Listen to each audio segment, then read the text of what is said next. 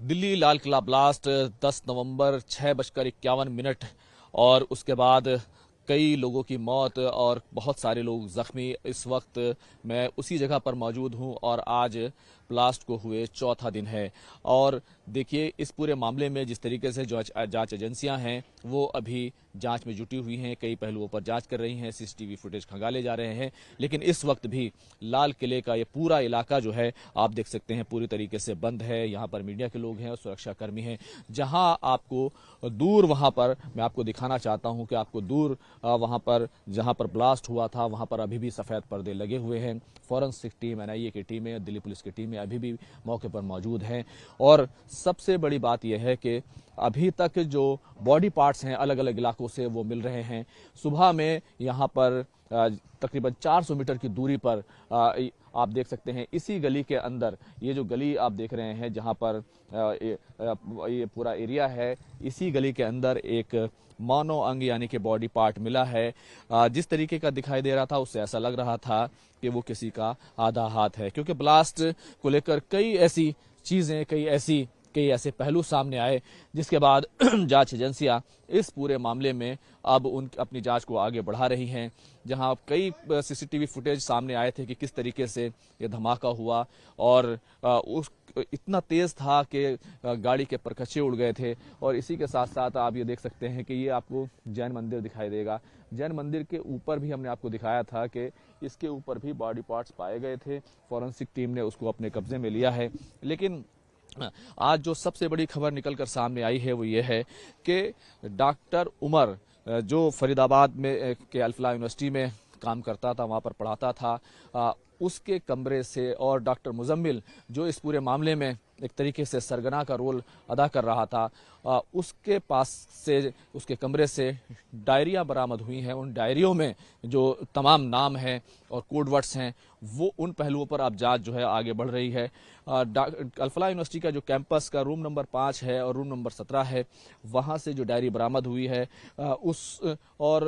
उसमें तकरीबन 25 लोगों के नाम हैं। उन 25 लोगों के नामों पर जो है अब ये पूरी जांच आगे बढ़ेगी और उनसे पूछताछ जो है वो की जाएगी। इसी के साथ साथ आपको ये भी जान लेना चाहिए, डॉक्टर मुजम्मिल वही आदमी है जो जिसके कमरे से 360 किलो अमोनियम नाइट्रेट मिला था जो धमाके में इस्तेमाल हुआ। और ये बात भी लगभग तय हो गई है, क्योंकि जिस तरीके से फॉरेंसिक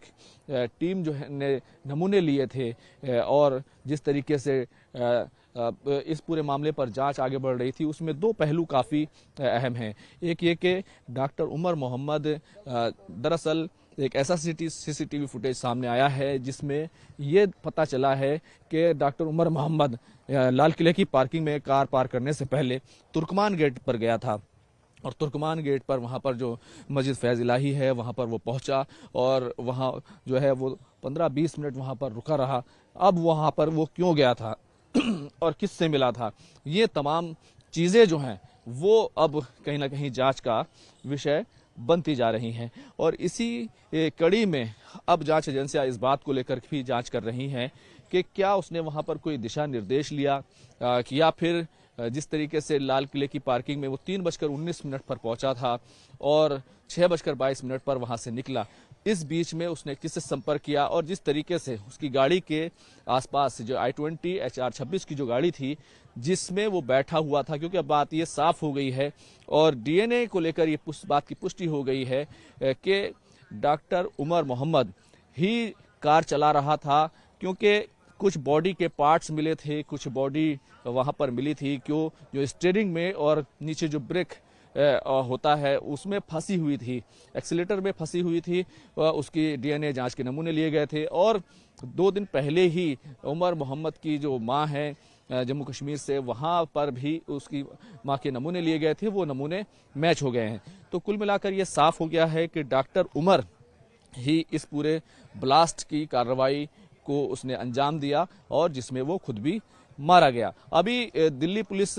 को लेकर एक बड़ी खबर महिपालपुर से सामने आई थी कि महिपालपुर में एक ब्लास्ट की कॉल है, लेकिन आनन फानन में वहां पर फायर ब्रिगेड की गाड़ियां भेजी गई, दिल्ली पुलिस की गाड़ियां वहां पर पहुंची, लेकिन बाद में पता चला कि वो डीटीसी बस का ब्लास्ट था और उस टायर जो है ब्लास्ट हो गया था, क्योंकि एक डीटीसी जो बस है वो धौला कुआं की तरफ जा रही थी, जिसका टायर ब्लास्ट हो गया था। तो कुल मिलाकर अभी जांच एजेंसियां कई चीजों पर जो है जांच कर रही हैं। एक सीसीटीवी फुटेज एक ऐसा सामने आया है जहां पर आप देख रहे हैं, जहां पर पर्दे लगे हुए हैं सफेद कलर के, वहां पर जो गाड़ियां हैं वो मूव कर रही थी और मूव करते हुए जो i20 गाड़ी थी उसका पिछला हिस्सा जो है वो काफी दबा हुआ था, जिससे यह साफ है कि पिछले हिस्से में विस्फोटक जो है रखा हुआ था। अब कौन सा विस्फोटक था, अभी तक जो शुरुआती जांच में पता चला है कि अमोनियम नाइट्रेट जो है का इस्तेमाल उसमें किया गया और डेटोनेटर का इस्तेमाल किया गया, क्योंकि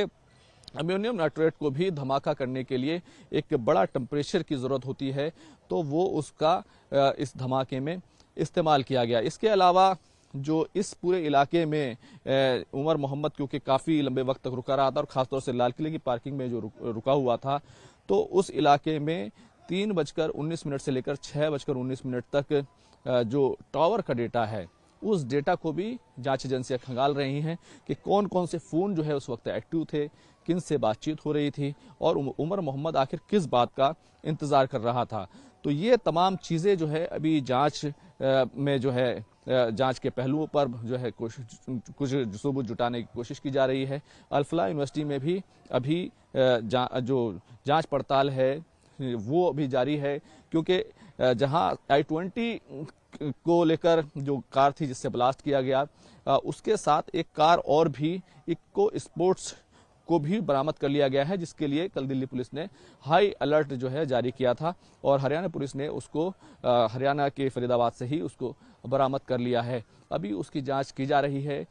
क्योंकि वो भी मशकूक है और उसमें भी धमाका खेज मादा हो सकता है और विस्फोटक मटेरियल उसमें हो सकता है, तो उसकी भी जांच की जा रही है। तो कुल मिलाकर जांच एजेंसियां तमाम चीज़ों पर लगी हुई हैं। कल भारत सरकार ने, कैबिनेट ने इस पूरे मामले को एक आतंकवादी घटना पहले ही घोषित कर दिया है और जांच एजेंसियों से कहा है कि वो बहुत तेज़ी के साथ प्रोफेशनल अंदाज में काम करें और जो भी इस पूरे मामले के कल्प्रिट्स हैं उनको इंसाफ के कटघरे में खड़ा किया जाए।